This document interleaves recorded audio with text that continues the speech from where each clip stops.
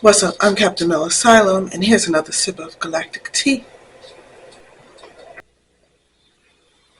Okay, so Dal is a character from Star Trek Prodigy who is someone I relate to. I've had a really hard last 2 weeks with existential crises and everything going wrong. So when I thought about not talking about my issues today, I was like, maybe I'll just talk about a character who has some of the same issues. A lot of the problems that I've had with my book has to do with some disabilities that I have that some people logically believe that keep me from wanting to be an author. Kind of like Dal, who is a composite creation of brilliant genetic experiments. Therefore, he's born in a way that keeps him from being something that he wants to be, despite the fact that he has nothing to do with being born that way. No one has anything to do with how they were born. I just found this character really relatable, and part of the reason why I haven't been able to sit down and just watch season 2 because um, of my own feelings. um, Not only does he kind of remind me of my son, which is slightly irrelevant, but not really.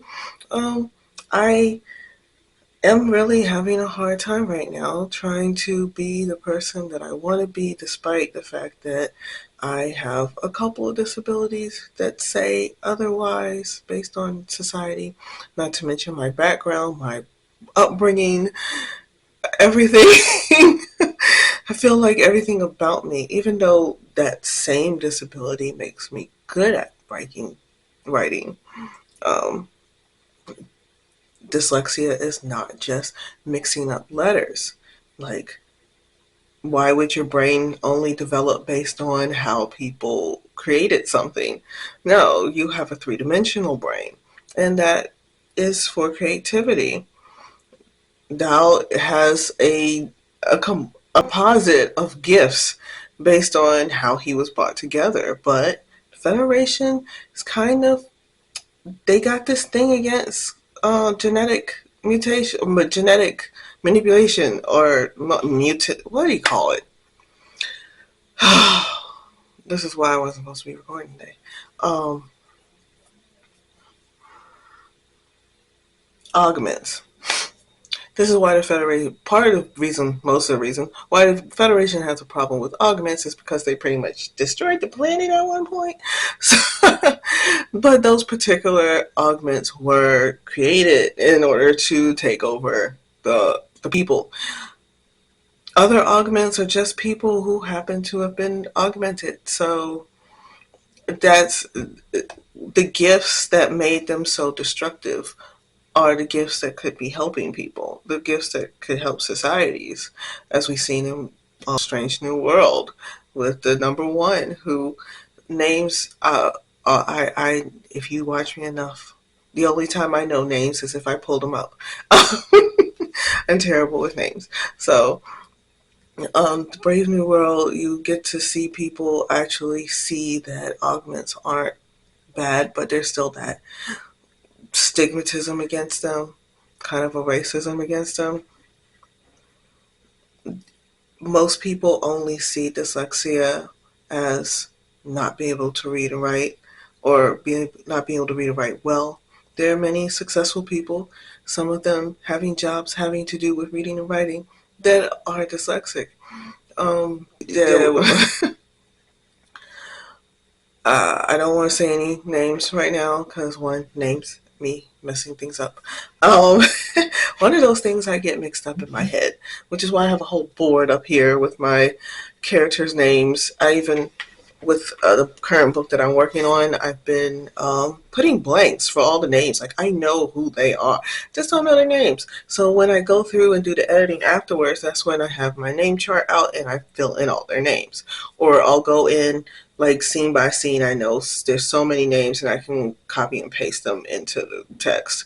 But for most part, I don't really go by names usually. Like my main character, I know their name. For my last book, I it wasn't even important. I had almost finished the whole book before I even named before I even named her, because everything is from her perspective, and she doesn't like dealing with people, so she's not really being like, people aren't around her calling her and stuff.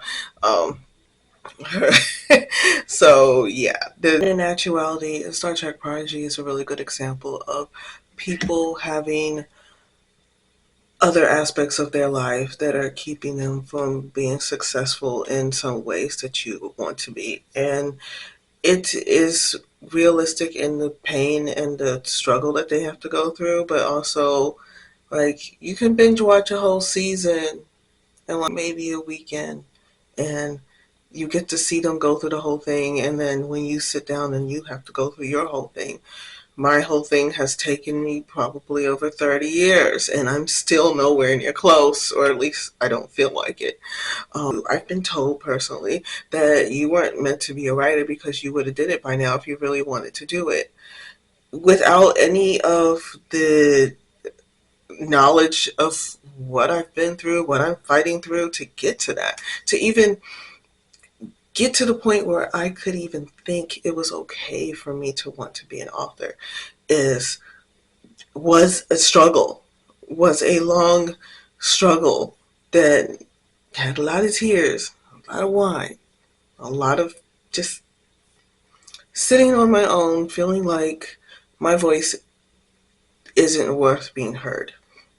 So doing things like YouTube videos and all the other social media that I attempt to try to do is my attempt to try to feel like I'm worthy of being heard. Doesn't help.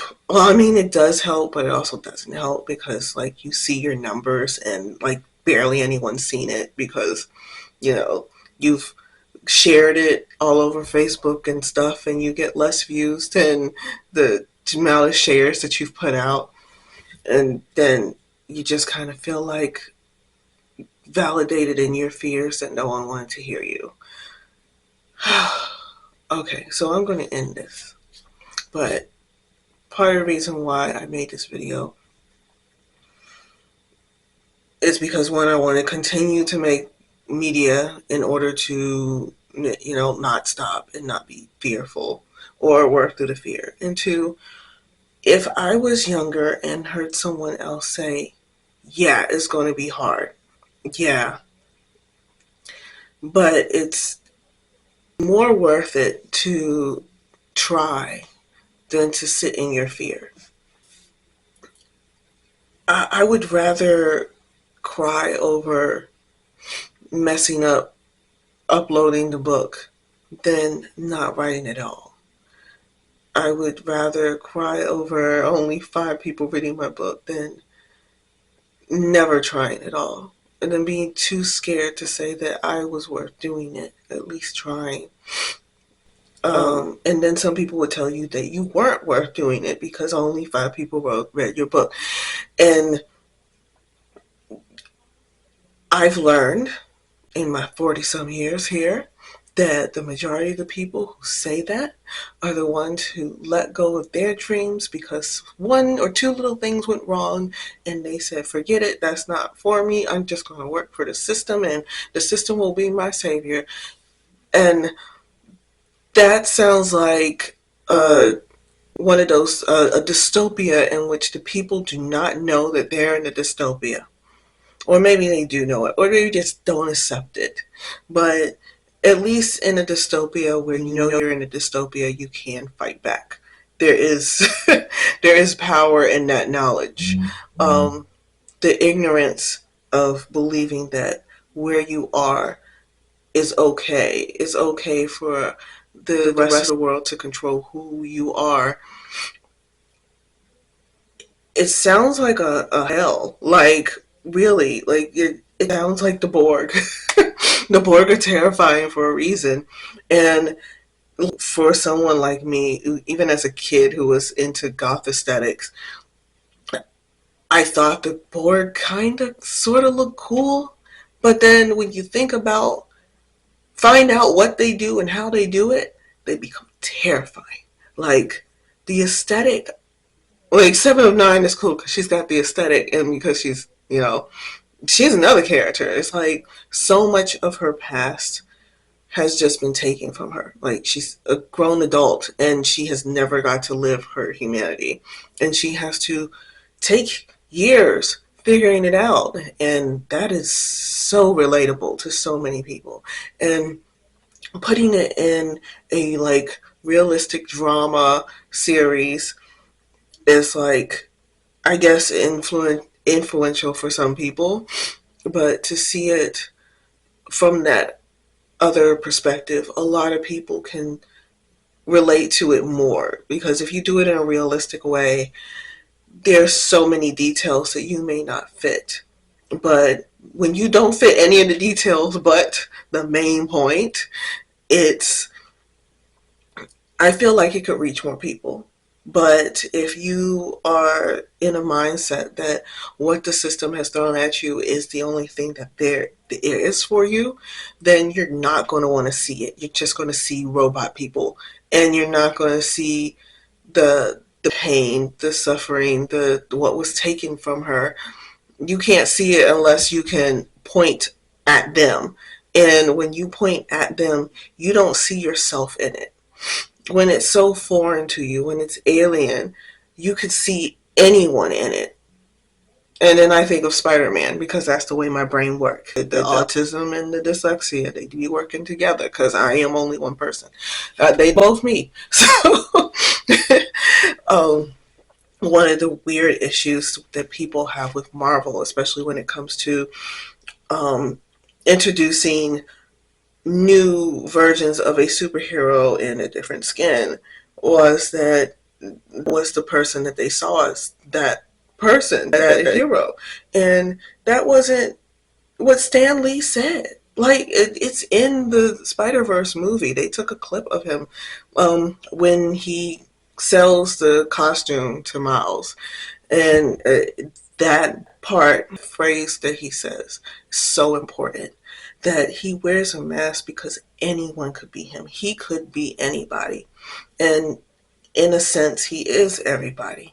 There is that child, that teenager, that person who wants to be more than who they are, and if given the chance, they could do more.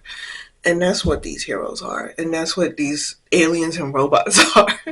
So I'm going to go ahead and close. Maybe I'll be more lively the next time I make a video. Maybe I'll actually feel like getting in my space, get up and everything. But okay, bye.